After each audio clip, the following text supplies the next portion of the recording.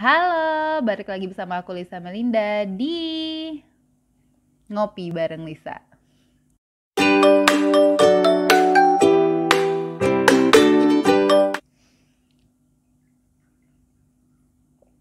BTW, ini bukan kopi. Kebetulan lagi nggak ngopi untuk hari ini. Tapi ini rempah-rempahan, ini isinya ada kunyit, ada jahe, ada lengkuas, dan juga ada serai. Dicampur dengan jeruk nipis dan gula aren. Enak banget diminum dingin-dingin. Enak banget diminum anget-anget di cuaca dingin maksudnya bun. Karena beberapa hari ini tuh cuacanya mendung-mendung cantik gitu loh. Sampai bikin mager untuk kemana-mana dan bikin mager untuk ngapa-ngapain. So ini deh obatnya. Oke, di video kali ini aku pengen ngobrol-ngobrol lagi nih sama teman-teman. Ngobrol biasa aja, yaitu adalah terkait dengan pekerjaan sampingan atau side job yang biasanya orang-orang tuh punya gitu, kerjaan sampingan yang menopang kehidupan dia. Enggak. Maksudnya kerja sampingan yang menyalurkan minat dan bakat dia di lain tempat. Biasanya gitu, orang-orang yang punya side job ini adalah orang-orang yang punya minat dan bakat tuh banyak gitu ya. Punya keinginan-keinginan yang belum tercapai itu banyak. So dia punya side job atau pekerjaan sampingan yang mendukung atau tempat menyalurkan bakat dia gitu. Untuk side job atau pekerjaan sampingan, untuk aku sendiri itu aku pekerjaan sampingannya adalah salah satunya itu menjadi seorang MC atau Master of Ceremony. Yeay. Diawali dari tahun 2016 ya kalau nggak salah. Di situ aku ketika itu membantu teman aku di weddingnya untuk menjadi seorang MC, Master of Ceremony. 2016 atau 2017 ya, lupa.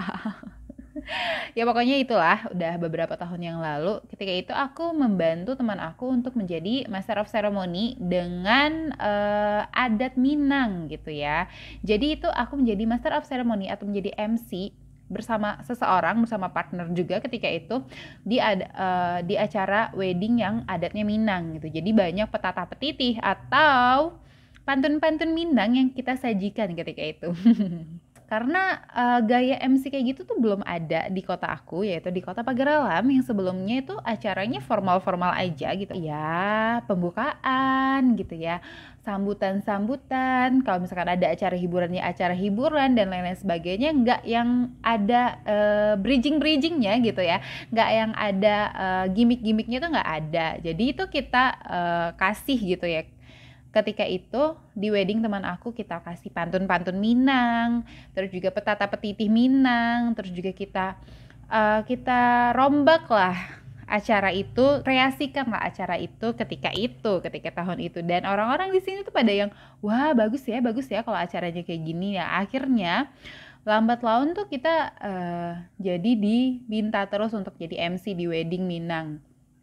Itulah singkat ceritanya aku mempunyai side job atau pekerjaan sampingan seorang Master of Ceremony. Dan aku ternyata setelah menjalani beberapa kali gitu ya menjadi Master of Ceremony atau MC wedding, aku ternyata enjoy gitu untuk menjalani pekerjaan ini. Berlanjut karena emang niatnya itu membantu aja orang-orang sekitar rumah. Jadi itu aku nggak patok harga. Tapi seringkali gitu ketika kita tidak patok harga untuk memberikan jasa kita sebagai seorang MC, itu kita kayak nggak ucapan terima kasih itu terkadang tidak sampai.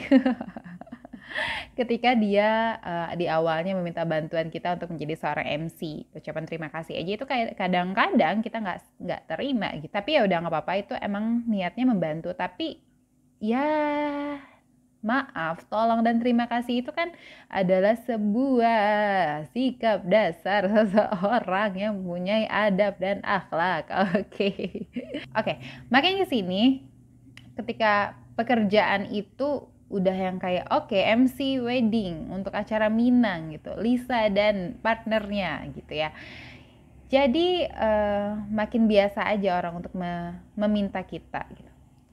Ada orang-orang yang tahu gitu ya, pekerjaan ini tuh ya patut dihargai gitu. Ketika dia nggak nanya rate harga, aing bingung gitu. Aku bingung mau jawabnya gimana. Berapa ya gitu rate harga seorang MC di kota kecil gitu. Karena ketika aku melihat rate harga MC di kota besar, itu ya udah berjut-jut gitu ya. Kayaknya nggak bisa deh diterapkan rate harga itu di kota kecil, sedangkan aku adalah MC autodidak, bukan MC dari pelatihan mana atau sekolah mana, enggak. Aku autodidak, belajar dari YouTube, mempelajari cara present dari sosial media. So aku tidak berani sebenarnya untuk mematok harga sekian gitu ketika orang-orang memesan itu. Tapi ya orang-orang yang tahu gitu rate harganya, orang-orang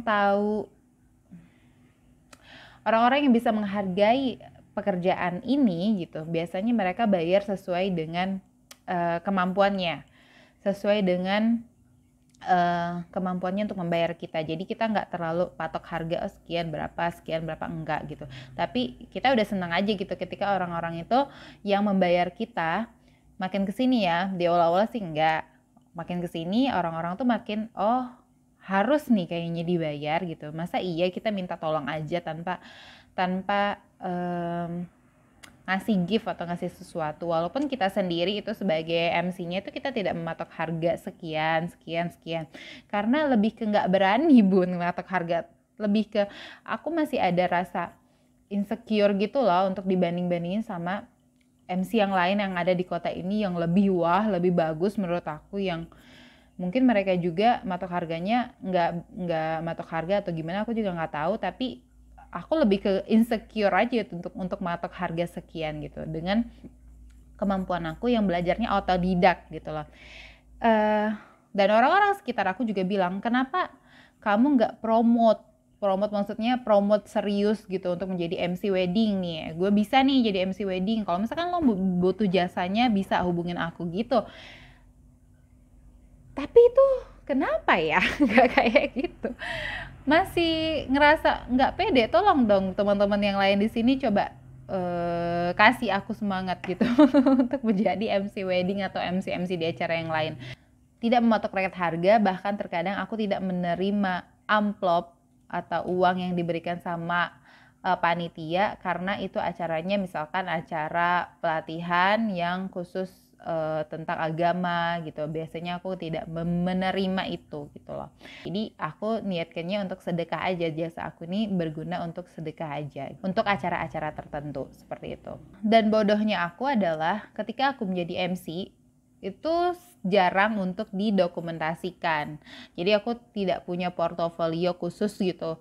Pas gue lagi ngejob atau lagi nge-MC ada fotonya di mana terus di share di sosial media, nggak kayak gitu. Emang itu salahnya sih. Kalau kata orang-orang di sekitar aku, coba diseriusin, coba dibuat portofolio, coba didokumentasikan when you lagi nge-MC gitu.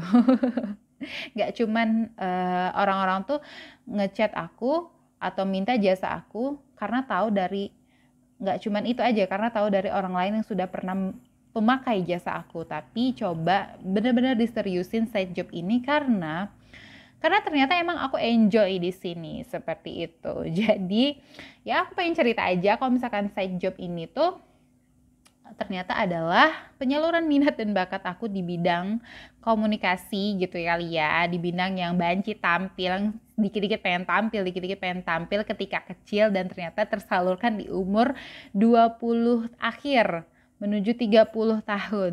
Jadi buat teman-teman yang lain yang punya side job juga, teman-teman side jobnya apa? Boleh sharing. Dan juga apakah semenyenangkan itu dibanding dengan pekerjaan utama teman-teman? Oke, itu aja sih ngobrol-ngobrol ngopi bareng Lisanya kali ini.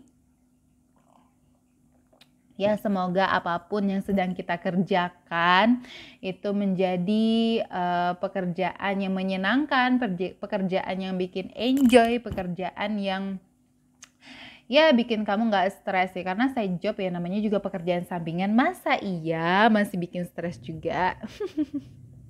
Oke, sampai ketemu lagi di Ngopi Bareng Lisa di episode selanjutnya. Assalamualaikum.